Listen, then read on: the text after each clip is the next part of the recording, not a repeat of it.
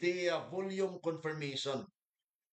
Ang tawag dito mga boss is momentum. Okay, tingnan din po natin yung um, volume. Ang volume, that is yung tawag nito yung magkasunod-sunod na candle. Like for example, pag nag-bearish, tawag nito bullish.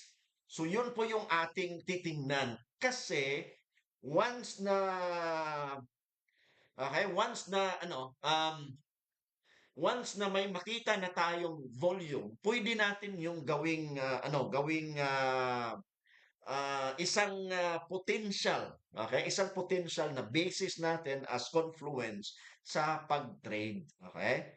So next is again wait for the candle sa pag-close niya above or below of the support and resistance, and after na meron ka ng hint doon ka na mag-decide either mag-buy ka or mag-sell.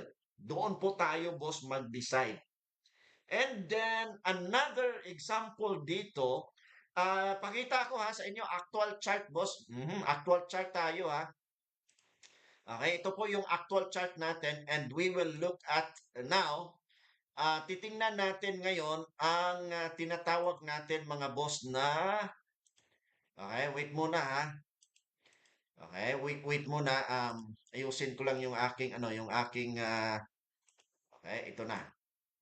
So, bali, titingnan natin ngayon ang tinatawag natin mga boss na actual chart sa tinatawag natin na breakout. So, ito po, sinasabi doon sa module natin kanina that we have to consider the behavior. Okay? We have to consider the behavior after sa breakout.